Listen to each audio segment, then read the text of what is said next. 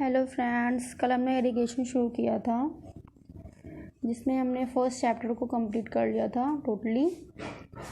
और आज हम शुरू करेंगे एक नया चैप्टर जो कि है soil moisture and plants relationship. Okay, I think it's visible. Okay, then soil moisture and plant relationship chapter में क्या है, सबसे पहले तो क्या हमारा मोटिव क्या है। ठीक है, मेन मोटिव हमारा ये था कि हम प्लांट को पानी प्रोवाइड करते हैं जिससे वो ग्रो करता है। ठीक है, और जिससे हमको फ्रूट्स मिलते हैं, या फिर हम फ्रूट्स को खुद ही यूज़ करें या फिर उसको कैश क्रॉप के रूप में यूज़ कर सकते हैं। ठीक है, या उसको मार्केट में बेच सकते हैं, जिसमें आपको सुटेबिलिटी हो आप वो कर सकते हैं। ठीक है, तो हमने इरिगेशन में क्या किया था कि इरिगेशन में हमने पानी को फील्ड तक प्रॉपर्ली पहुंचा दिया था। ठीक है, अब जो है सॉइल के पार्टिकल्स के वॉइड्स में जो खाली स्थान है या फिर जो वॉइड्स हैं उसमें कितना पानी भरा हुआ है। ठीक है, कितना उसमें से प्लांट्स यूज़ कर सकता है, या कितना परसेंट वाटर प्लांट को रिक्वायरमेंट है या यूज़ कर पाएगा। इन सब बातों को हम इस soil moisture and plant relationship chapter में पढ़ेंगे। ठीक है, इतना आपको क्लियर हो गया। ठीक है, और फिर इसकी डेफिनेशन क्या है सॉइल मॉइस्चर की, कि water held in the void of the soil above the water is called soil moisture। ठीक है, above the water table means यहाँ पे क्या होगा कि इसके जो नीचे वॉइड्स हैं सॉइल के वो तो प्रॉपर्ली वाटर से भरे होंगे, वहाँ पे सैचुरेशन की कंडीशन होगी, तो वहाँ पे तो ऐसा कुछ है नहीं, तो वही है above the water टेबल। ठीक है, वाटर टेबल के ऊपर जो भी सॉइल पार्टिकल्स अवेलेबल हैं उनके वॉइड्स में या फिर जो भी खाली स्थान है वहाँ पे कितना पानी अवेलेबल है उसी को हम बोलते हैं सॉइल मॉइस्चर। ठीक है, तो जो हमारा सॉइल मॉइस्चर है या फिर जो वाटर होल्डिंग कैपेसिटी होती है सॉइल की, उसमें वो कितना पोरस है। ठीक है, दो चीज़ों पर डिपेंड करता है। एक होता है हमारा कितना पोरस है, मतलब कितनी देर तक वो पानी को होल्ड कर सकता है, उसे हम बोलते हैं पोरोसिटी। आपने सॉइल में इसको पढ़ा होगा, इसको हम एन से डिनोट करते हैं। ठीक है, और सेकंड क्या होता है साइज बहुत मैटर करता है सॉइल मॉइस्चर के केस में। क्यों? क्योंकि जब हमारा जो वॉइड है बहुत बड़ा होगा तो उसमें क्या होगा कि वाटर ग्रेविटी फोर्स होता है उसके थ्रू बाहर निकल जाएगा, वो रिटेन नहीं रहेगा। जब हमारे स्मॉल वॉइड्स होंगे तो क्या होगा, वहाँ पे कैपिलरिटी एक्शन क्रिएट हो जाएगा, तो वहाँ से पानी बाहर नहीं निकल सकता। तो जो साइज होती है सॉइल मॉइस्चर के पार्टिकल्स की वो भी बहुत ही इम्पैक्ट करती है सॉइल मॉइस्चर को। ठीक है, जो सॉइल के पार्टिकल्स की साइज होती है वो भी बहुत इम्पैक्ट करती है सॉइल मॉइस्चर को।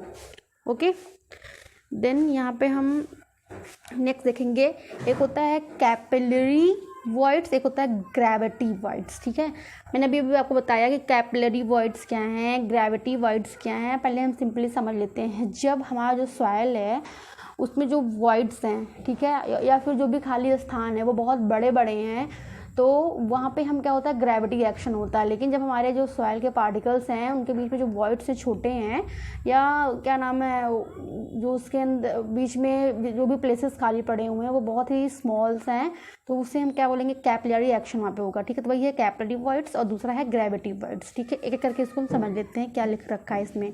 तो उसमें क्या कह रहा है कैपिलरी वॉइड्स में कि water stands in voids due to capillary action. Okay, and voids is small. ठीक है, एग्जाम्पल क्ले। ठीक है, क्योंकि जो हमारा क्ले होता है वो फाइन पार्टिकल्स है ना, तो उसमें जो वॉइड्स होंगे बहुत कम से कम होंगे। ठीक है, छोटे पार्टिकल्स हैं तो उसमें वॉइड्स भी कम होंगे। ठीक है, उसके बाद क्या आता है कि ये इसमें जो ड्रेनेज सिस्टम होता है वो गुड नहीं होता है।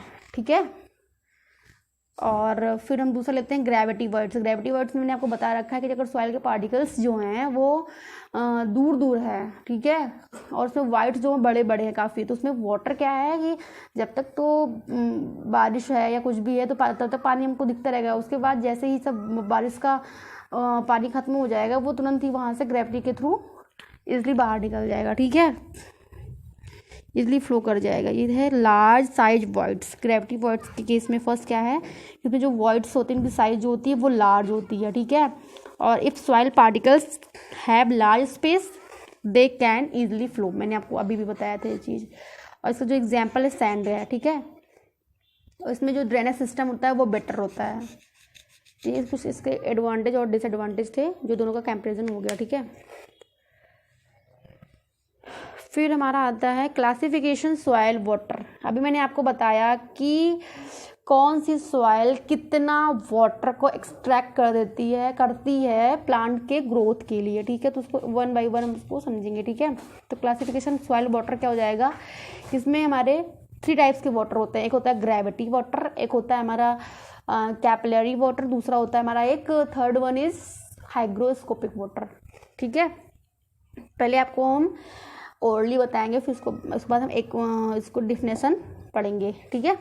देखिए, ग्रेविटी वाटर वो होता है कि जब सरफेस के ऊपर खूब सारा मतलब कि बारिश हुई और पानी भर गया, ठीक है, तब तो ठीक है। जब बारिश बंद हो जाती है उसके बाद क्या होता है कि पानी हमारा ग्रेविटी एक्शन के थ्रू किसी स्लोप पे या फिर कोई बड़ा रास्ता उसको मिले तो उसके थ्रू वो वहाँ से बाहर निकल जाता है, ठीक है। इसको हमारा जो प्लांट्स है प्रॉपरली यूज़ नहीं कर पाता, ठीक है। तो ये प्लांट्स के ग्रोथ के लिए ज़्यादा बेनिफिशियल नहीं है। फिर हमारा सेकेंड वन आता है कैपिलरी। कैपिलरी को मैंने बताया ना कि आपका क्या होता है कि जो सॉइल के वॉइड्स होते हैं वो उनको अच्छे से पकड़ के रखते हैं पानी को, वो बाहर निकल नहीं पाते, ठीक है, कैपिलरी एक्शन के थ्रू। तो ये जो हमारा प्लांट होता है ये मेनली कैपिलरी वाटर को ही एक्सट्रैक्ट करता है और इसके थ्रू ही हमारा जो प्लांट्स था वो ग्रोथ करता है, ठीक है। तो एग्जाम में ये पूछता है कि which water use for the plants growth, तो capillary water is use for the plants growth, ठीक है। And third one is hygroscopic water. Hygroscopic क्या होता है कि उसमें पानी तो अवेलेबल होता है, ठीक है, surrounding area of the soil particles, but उसको हमारा प्लांट अपने ग्रोथ के लिए यूज़ नहीं कर पाता है। पानी होते हुए भी वो पानी नहीं यूज़ कर सकता, ठीक है। उसके रूट से एक्सट्रैक्शन वहाँ से बंद हो जाता है, ठीक है। तो 3 टाइप्स के बारे ये वाटर्स हो गए, ठीक। तो इसको हम अब पढ़ते हैं डिटेल में। Water in soil voids can be divided into 3 parts, okay.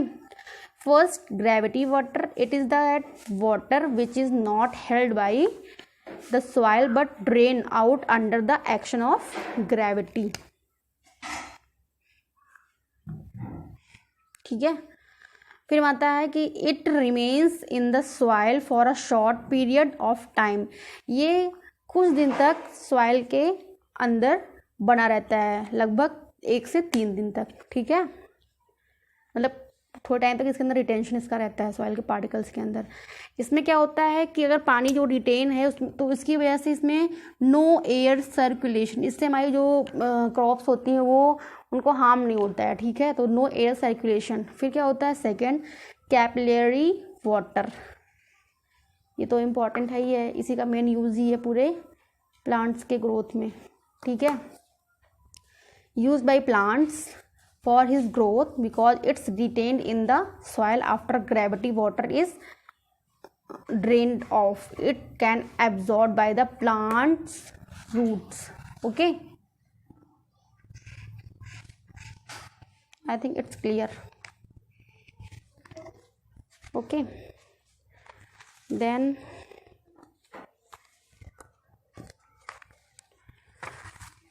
after capillarity, hygroscopic water, ठीक है। हाइग्रोस्कोपिक वाटर क्या होता है कि it available but not extract by the plant. मैंने आपको बता रखा था कि ये जो सॉइल पार्टिकल्स है उसके अंदर पानी भरा है, उसके सराउंडिंग एयर जो बाहर तक का जो पोर्शन है वहाँ पे वाटर जो अवेलेबल है, बट ये प्लांट्स के लिए अनअवेलेबल, मतलब कि यूजेबल नहीं है, इसको प्लांट्स यूज़ नहीं कर सकता है ईजिली, ओके। तो ये हमारा होता है hygroscopic water which is absorbed by the soil particles from the atmospheric and it is the held very tightly by the soil particles. These for it can extract by the plants, ठीक है। क्योंकि जो ये water available होता है ये soil के particles के थ्रू बहुत टाइटली मतलब कि पकड़ा होता है, तो इसलिए इसमें से वाटर को हम यूज़ नहीं कर पाते हैं, केवल और केवल हम यूज़ कर पाते हैं कैपिलरी वाटर को, ठीक है। फिर हमारा नेक्स्ट से आता है सॉइल मॉइस्चर टेंशन। ये सिंपल है। सॉइल मॉइस्चर टेंशन होता क्या है, ठीक है। बताती हूँ। सॉइल मॉइस्चर टेंशन, देखिए पहले तो आपको टेंशन जो होता है हमारा, जैसे मान लीजिए कि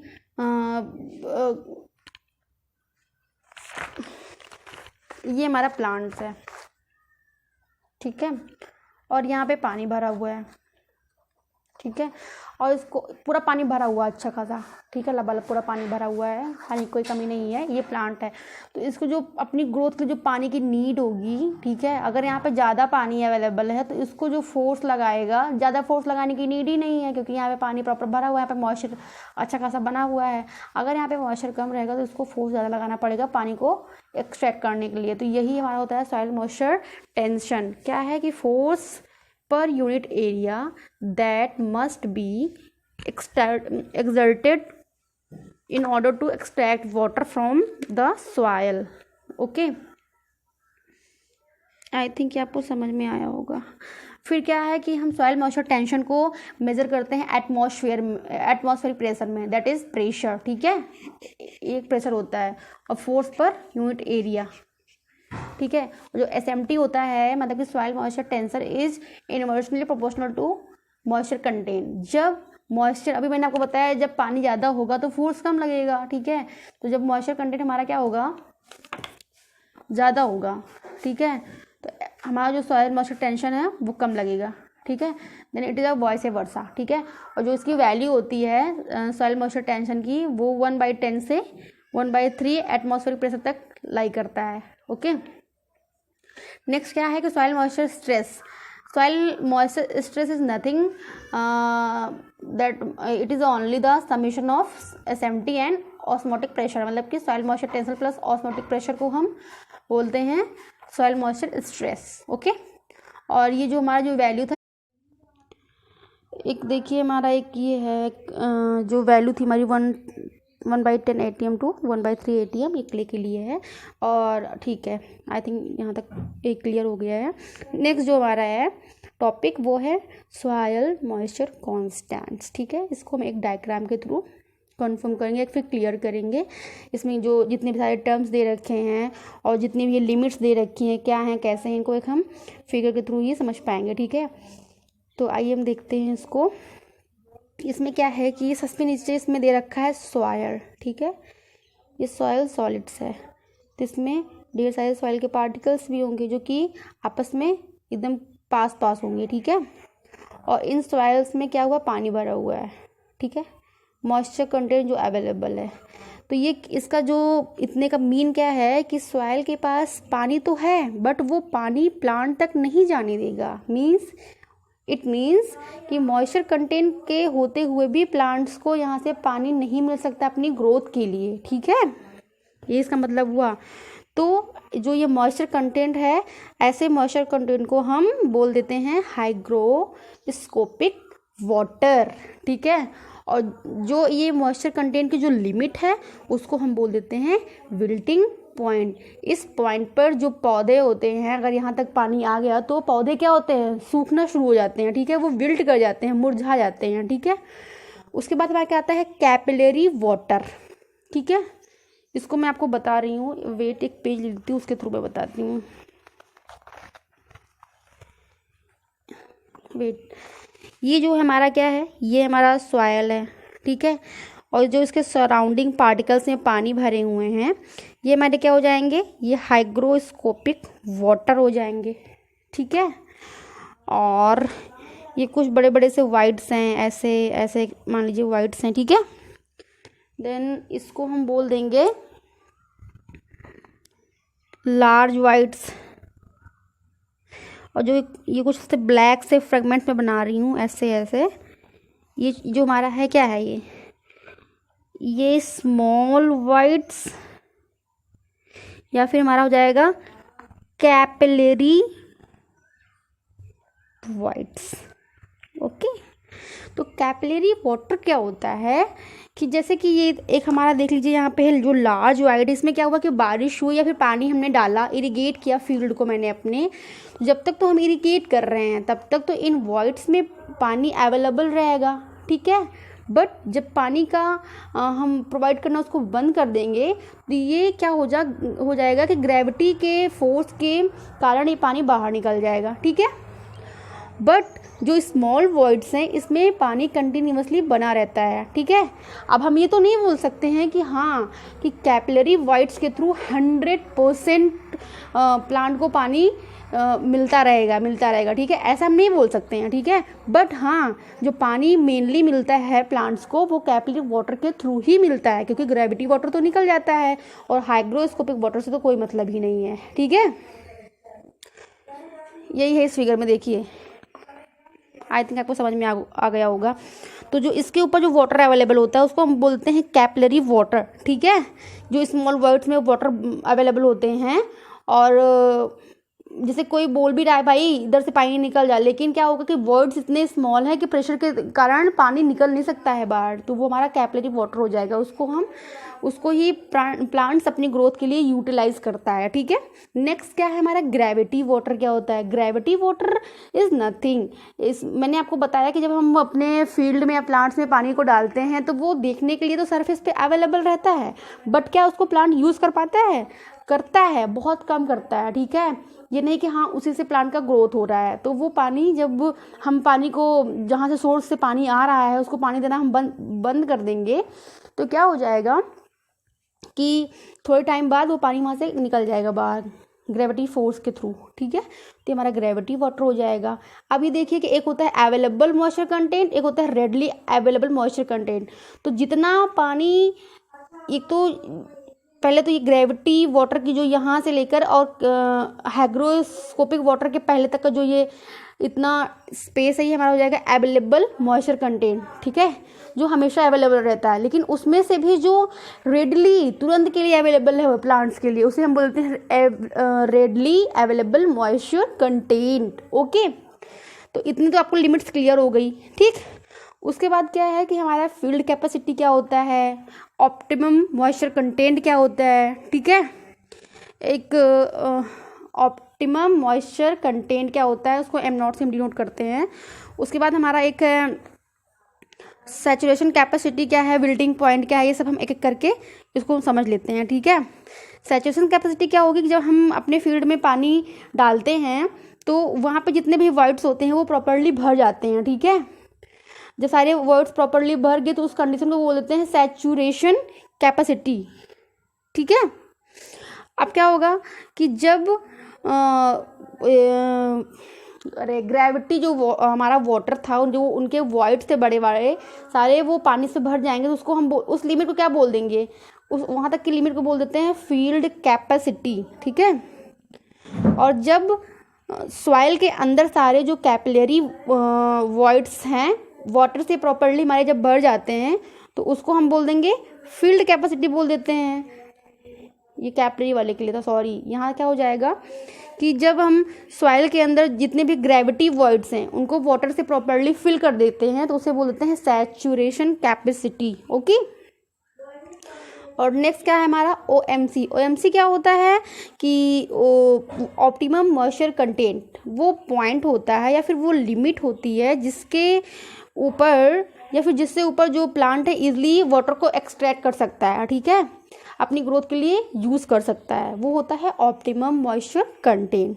तो 3 पॉइंट्स आपको क्लियर हो गए होंगे, क्या होता है सैचुरेशन कैपेसिटी, क्या होता है फील्ड कैपेसिटी, क्या होता है ऑप्टिमम मॉइस्चर कंटेंट, फिर आता है विल्टिंग पॉइंट। विल्टिंग पॉइंट में मैंने आपको बता ही दिया था कि यहाँ से जो प्लांट होता है वाटर को अपने यूटिलाइजेशन के लिए यूज़ नहीं कर सकता, ठीक है। जब यहाँ तक पानी आ जाता है तो यहाँ से क्या होता है कि जो हमारे पौधे होते हैं वो मुरझाना शुरू कर देते हैं, ठीक है, मुरझा जाते हैं, तो इसे हम बोलते हैं विल्टिंग पॉइंट। इसे हम 5 से डिनोट करते हैं, ओके। उसके बाद हम कुछ बात कर लेते हैं इसकी सॉइल मॉइस्चर टेंशन की, ठीक है, कहाँ पे कैसी कौन सी वैल्यू है। मैंने आपको बता रखा था अगर कोई प्लांट्स है, ठीक है,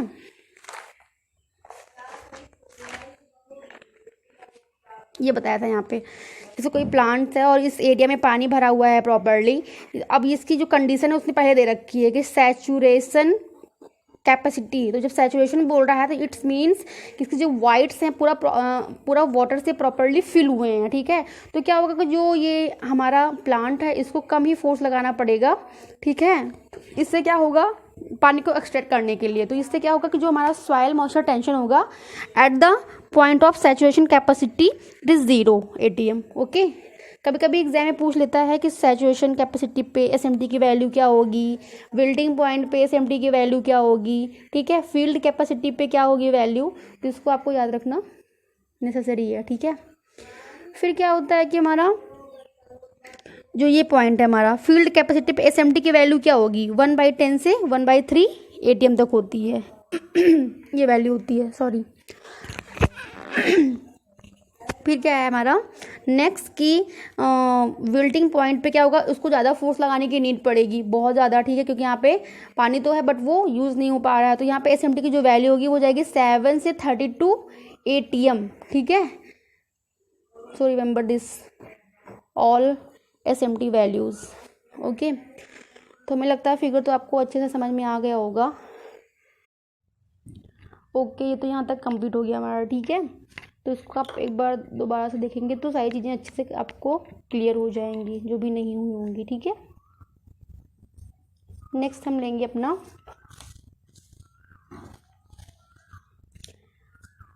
नेक्स्ट टॉपिक जो हमारा है वो है depth of water held in root zone. Okay, तो इसमें क्या है कि रूट जोन डेप्थ क्या होता है हमारा, ठीक है, और वाटर डेप्थ जो है वो कौन सी होती है, ये सब चीज़ें हम देखेंगे, ठीक है।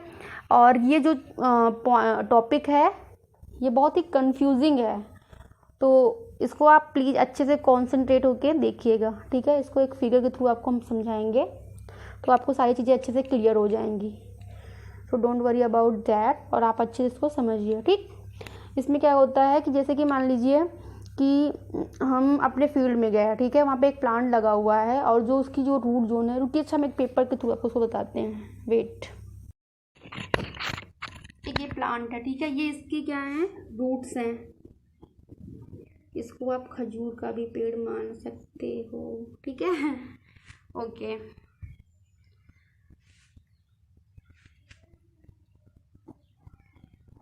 ये जो इसका रूट जोन है और यहाँ तक की जो डेप्थ है वो D है, ठीक है।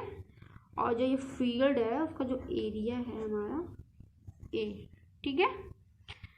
अब अपने फील्ड में गए हैं और वहाँ पे हमने एक प्लांट देखा, ठीक है, और उसकी जो रूट जोन है ये है, ठीक। उसके बाद उसका जो एरिया हमने ले लिया, ये उसका एरिया हो गया, फील्ड का एरिया हो गया, ठीक है। देखिए भाई, ज़्यादा आप हमारे फिगर को ध्यान में मत दीजिए क्योंकि हमारा फिगर इतना अच्छा नहीं बनता, ओके, ठीक है। वैसे भी सिविल इंजीनियरिंग में फिगर को ज़्यादा मैटर नहीं करता, ठीक है। ये प्लांट हो गया, ये हमारा रूट जोन हो गया। जब हम इसमें किसी भी सोर्स से वाटर प्रोवाइड करेंगे, ठीक है, किसी भी सोर्स से, रिवर या फिर जो भी पॉन्ड्स हैं, ठीक है, या फिर रिजर्वायर से कहीं से अगर हम पानी जो ला रहे हैं किसी सोर्स से, वो हमारा कहाँ जाएगा, वो हमारा जाएगा रूट जोन में जाएगा, ठीक है। वाटर गया हमारा रूट जोन में, तो क्या होगा कि वाटर सीधे रूट जोन में जितने भी वाइड्स हैं वहाँ पे फिल हो जाएगा, ठीक है, किसी भी डेप्थ तक।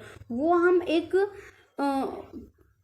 पर्टिकुलर डेप्थ कंसिडर कर लेंगे, ठीक है। मान लीजिए हमारा ये फील्ड था और ये पानी जो आया यहाँ तक इतना आया, ठीक है, D, स्मॉल d। जब हमने यहाँ पे पानी डाला तो ये पानी सीधे यहाँ पे आया रूट जोन पर, तो ये तो कुछ ना कुछ डेप्थ को कंज्यूम करेगा ना वाटर, तो उसको हम D मान लेते हैं, स्मॉल d, ठीक है।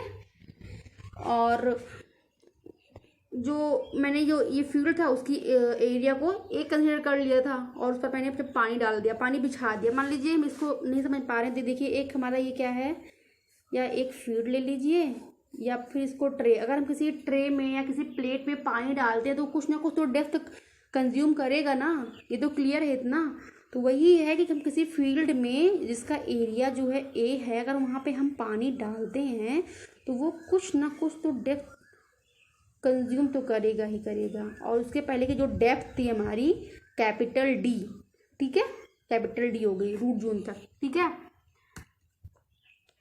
इस टॉपिक को ध्यान से समझना, ठीक है, क्योंकि इसमें कंफ्यूजन बहुत होता है। यहाँ तक हम मान के चल रहे हैं आप लोग को समझ में आ गया होगा अच्छे से, ठीक है। ये एक प्लेट है मान लो, इसमें मैंने पानी डाल दिया, फिर पानी बिछा दिया, तो ये डेप्थ जो कंज्यूम किया ये डी हो गया, और रूट जोन तक इसकी डेप्थ कैपिटल डी हो गई, और जो हमारा क्या नाम है एरिया है ए हो गया। ठीक है, अब आते हैं हम मेन पॉइंट पे। ठीक है,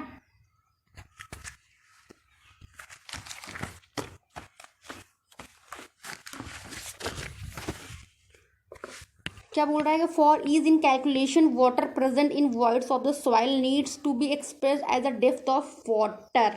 ठीक है, उसके बाद क्या है, ये सब कुछ नोटेशंस मेरे हैं जिसको हम बाद में पढ़ेंगे। ठीक है, फील्ड कैपेसिटी क्या होती है? ठीक है, फील्ड कैपेसिटी क्या है? तो ये एक टाइप का वाटर कंटेंट होता है, इजीली सबको पता है। इसका रेशियो क्या होगा कि weight of water in certain volume of soil and weight of same volume of soil. क्या हो गया ये, इसको टोटली हम बोल देंगे weight of water upon weight of solid. इसी को हम क्या बोलते हैं, वाटर कंटेंट। आपने सॉइल में पढ़ रखा होगा। ठीक है, ये रेशियो देख लिए पहले अच्छे से कि weight of water in certain volume of soil divide by weight of same volume of soil. तो क्या हो गया, तो सॉलिड फॉर्म है ना सॉयल का, और इसमें तो वाटर भरा हुआ है, तो वेट ऑफ वाटर कौन का, वेट ऑफ सॉलिड। ठीक है, तो हमारा क्या आता है, इसे हम बोल देते हैं वाटर कंटेंट। तो field capacity like a water content in easy language. Okay, समझने के लिए आप यही समझना पड़ेगा फील्ड कैपेसिटी क्या होती है, यही है हमारा। ठीक है, एक वाटर कंटेंट होता है। नेक्स्ट, अब हमने आपको बता दिया था, ये कहाँ गया वो वाला, हमने आपको बता दिया था कि ये क्या है, weight of water in certain volume. ठीक है, तो डब्ल्यू हमको फाइंड आउट करना है। ठीक है, वेट ऑफ वाटर, तो डेंसिटी क्या होता है, वेट अपॉन का वॉल्यूम होता है। ठीक है, तो यहाँ से हमारा क्या हो जाएगा, जैसे फील्ड कैपेसिटी हमारी है तो ये हो जाएगा density into volume is equal to weight. ठीक, तो अगर हम वाटर के केस में बात कर रहे हैं तो जहाँ तक वाटर भरा हुआ है हमारा, ठीक है, जो वाटर भरा हुआ है वो क्या हो जाएगा, unit weight of water into का एरिया, क्योंकि एरिया इंटू डेप्थ क्या होता है, वॉल्यूम होता है। ठीक है, यहाँ तक हमने कर लिया कंसीडर। ठीक है, जो हमारा ये फील्ड था हमने बोला कि कुछ इस तरीके से है, इसकी जो डी डेप्थ स्मॉल ये वाली हो गई। ठीक है, हाँ, और ये इसकी रूट जोन की है कैपिटल डी। अगर हम 3D में देखेंगे तो ये भी क्या हो जाएगा, डी हो जाएगा, और ये ए हो जाएगा। ठीक है, तो ये हमारा किसके लिए हो गया, ये हो गया हमारा वाटर के लिए। इन केस सॉलिड के लिए क्या हो जाएगा, सेम वैसे हो जाएगा कि unit weight of solid multiply by volume of solid, तो वो क्या हो जाएगा ए इंटू का डी, जो डेप्थ है हम रूट जोन तक लेंगे। ठीक है, ये देखिए मैंने आपको बताया ना कि जब ये डी है तो ये भी हमारा डी होगा।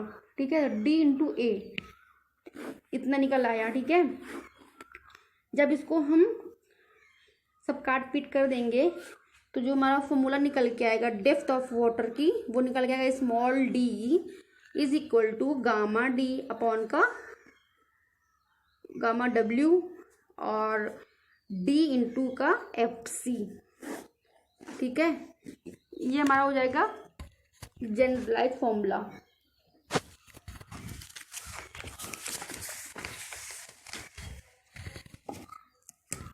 जो कि ये रहा। ठीक है, इसको हम एक बॉक्स में रख लेंगे। It is a most important formula. ठीक है, हमें नहीं लग रहा है कि आपको इसमें कोई कन्फ्यूज़न हो, क्योंकि मैंने इसमें सब कुछ एकदम क्लियर कर दिया, कौन सी डेप्थ कौन सी कहाँ पे लेनी है, कितना वाटर डालना है, कैसा है एरिया, क्या है डेप्थ, रूट जोन की कौन सी है, कौन सी वाटर की डेप्थ है।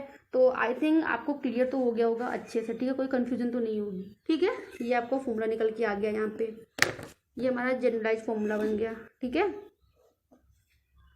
ओके, ये लेकिन फील्ड कैपेसिटी तक ही नहीं रहता है। ठीक है, कभी कभी बोल देगा कि आपको 50% मॉइस्चर कंटेंट दे रखा है और उसकी जो विल्टिंग पॉइंट है 15% है। ठीक है, 50% उसका मॉइस्चर कंटेंट दे रखा है और उसका क्या नाम है विल्टिंग पॉइंट जो दे रखा है 15% दे रखा है। तो हमको जो फील्ड कैपेसिटी निकालना पड़ेगी, हम कैसे निकालेंगे, उसको हम क्या कर देंगे कि जो वैल्यू दे रखी है उसमें से उसको हम लेस कर देंगे 5 को, तो हमको वहाँ से फील्ड कैपेसिटी की वैल्यू निकल आएगी। ठीक है, तो क्वेश्चन पर डिपेंड करता है कि वो कैसे क्वेश्चन देगा। आप उसको क्वेश्चन में जब करेंगे तो समझ में आ जाएगा। ठीक है, तो जो ये नोटेशंस हैं इनको एक बार हम क्लियर कर लेते हैं। ठीक है, कैसे क्या है। ठीक है, तो यहाँ पे देखिए जो डी था हमारा वो मीटर में है। ठीक है, उसे हम क्या बोलते हैं, root zone depth, capital D को बोलते हैं। और specific weight of dry soil जो कि गामा डी है, और cross sectional area of the field जो है वो कैपिटल ए है। Equivalent depth of the water present in voids of the soil जो है स्मॉल डी मीटर, इसी को हमको फाइंड आउट करना होता है। ठीक है, फिर मैंने आपको बता ही रखा था कि एफ सी क्या है, फील्ड कैपेसिटी है। फील्ड कैपेसिटी को हम बोल देते हैं वाटर कंटेंट, क्योंकि ये वाटर कंटेंट के फॉर्म में रेशियो होता है हमारा। ठीक है, तो चलिए ठीक है, फिर आज तक के लिए तो हम यही रखते हैं, फिर कल देखेंगे। Okay, thank you so much.